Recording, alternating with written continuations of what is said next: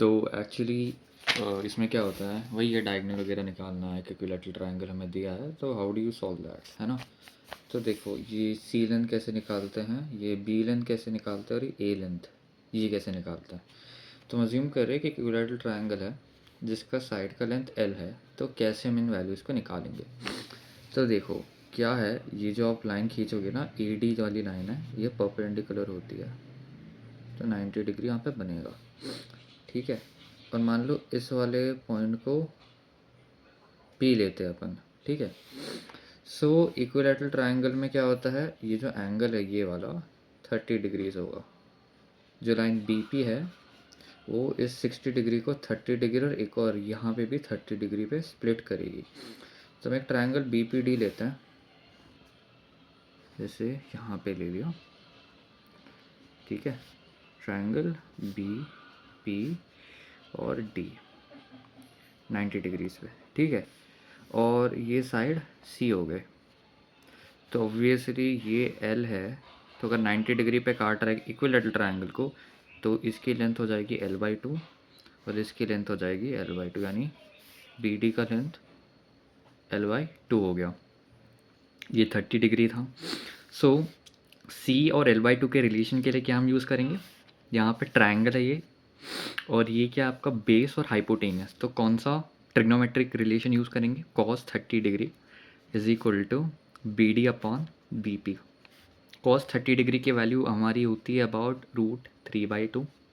B D की value क्या आती है, L/2 divided by B P कितना है, बी पी अपना सी है।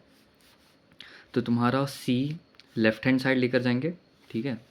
तो यानी तुम इसको कैसे लिख सकते हो, √3/2 इज इक्वल टू L/2C।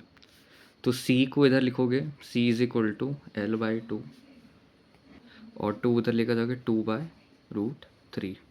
तो यहाँ पे सी की वैल्यू क्या आ जाएगी, 2 कट जाएगा तो L/√3। L is equal to the length of the equilateral triangle, ठीक है, मतलब साइड्स का लेंथ। अभी नेक्स्ट हमें बी निकालना है। बी अब हमारे यहाँ पे पी डी हो जाएगा, ये बी है, तो यहाँ पे ये बी आपका परपेंडिकुलर है, हाइपोटेनियस हो गया, या फिर तुम टैन से भी निकाल सकते हो, तो मैं बताता हूँ।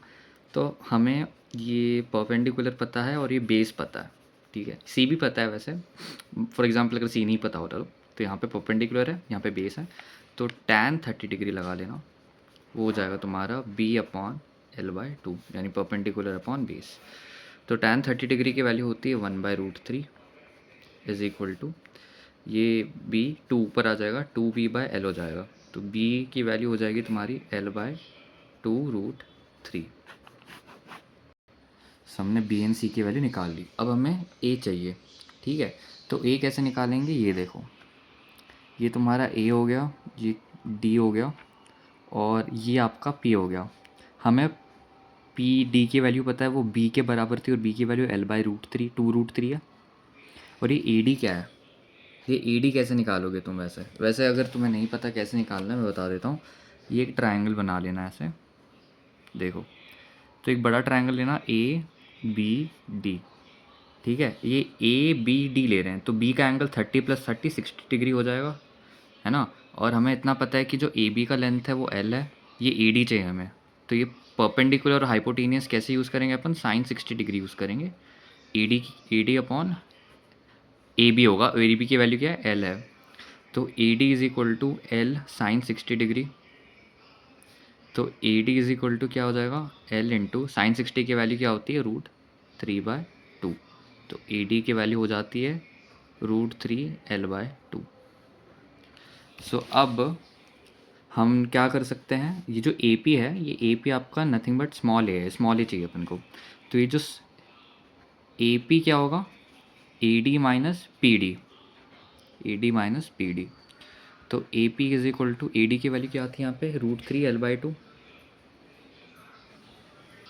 And the value of P D क्या आती, बी थी, और बी की वैल्यू L/2√3, यहाँ पे माइनस आ जाएगा। तो A P is equal to, यहाँ पे एल कॉमन ले लो, और ब्रैकेट में √3/2 माइनस 1/2√3 था। तो यहाँ पे थोड़ा कैलकुलेशन करेंगे तो एलसीएम क्या आएगा, एलसीएम आ जाएगा तुम्हारा, एक्चुअली 2 भी है ना, तो 2 भी कॉमन ले लेना, तो ये हो जाएगा √3 माइनस 1/√3, तो एलसीएम √3 है, तो ये √3 इंटू √3 माइनस 1, तो हमारा जो स्मॉल ए है which is nothing but A P, उसकी वैल्यू क्या थी 3, √3 इंटू √3 3 होता है, 3 माइनस 1 क्या होता है 2 होता है, और 2 और ये 2 कट जाएगा तो L/√3 आता है। तो फाइनली हमारे पास ये आता है कि small A is equal to L/√3, B की वैल्यू हमारी आती है L/2√3 और सी की वैल्यू आती है L/√3। तो ये तीनों चीज़ आप याद रख सकते हो। तो अगर इनकी डिस्टेंसेस अगर पूछी जाती है इन फॉर्म ऑफ कि आपको चार्जेस दे रखे हैं, उन दोनों उनका डिस्टेंस डायगनल्स हो सकते हैं ये ए बी सी में से, इन इक्विलैटरल ट्रायंगल जिसका लेंथ एल है, तो आप ये वैल्यूज़ याद रख सकते हैं। ठीक है, तो आई होप ये समझ में आएगा कि ये एग्जैक्टली कैसे निकाली जा सकती है। एंड में हमें ये 3 वैल्यूज़ आती है, आप इसको याद रख सकते हो in simple terms. Okay, A B C मैं वापस बता देता हूँ फाइनल टाइम। ये सी ये होगा, बी तुम्हारा ये होगा और ए तुम्हारा ये होगा। ठीक है, ये थोड़ा याद रखना बस।